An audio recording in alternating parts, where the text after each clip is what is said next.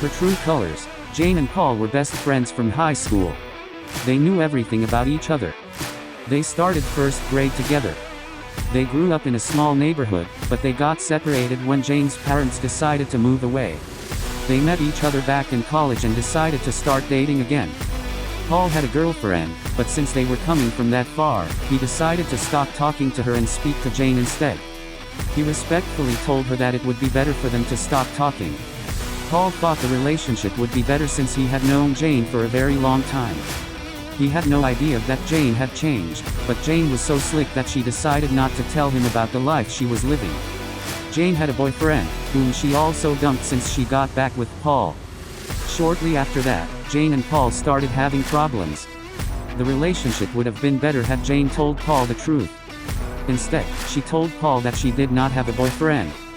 Paul did not realize that something was wrong because he was into Jane and trusted her so much. Jane's old boyfriend started coming to the school every now and then to meet with her. She decided to keep both of them. Everyone in the school knew this except for Paul, including the girl he dumped.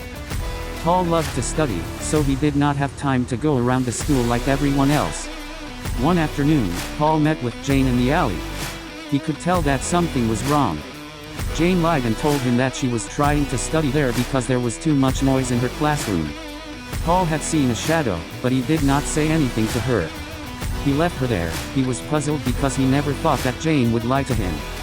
Paul told his brother what he saw. His brother knew Jane. He told Paul that maybe he was overreacting. He then decided to stop thinking about it, but after going back to school the following week, he noticed that Jane was acting funny around him.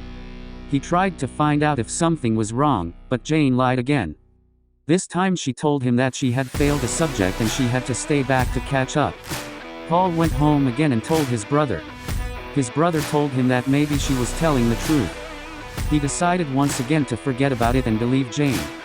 Paul is now finding it difficult to concentrate because he is convinced that something is wrong. He then started calling Jane more often to check up on her. One evening, after the phone rang many times and Jane did not pick up, he decided to go and look for her. He saw Jane standing beside a car at the entrance of the school. He went to investigate, and Jane told him that the person was her cousin. Paul did not believe her, but this time he did not tell his brother. He did not want to be convinced otherwise. Paul decided to follow Jane home one evening without her knowing. To his surprise, the same car had brought her home.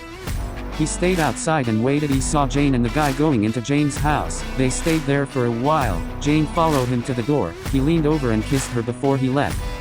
Paul went home very sad, but he did not say anything to Jane or his brother at that time.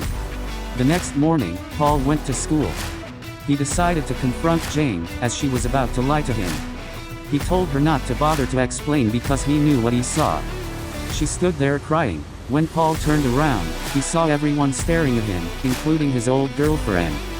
He was so embarrassed. Paul did not get another girlfriend until he graduated. He was very happy that he found out about Jane's secrets before they finished school, because he was planning to get married to her.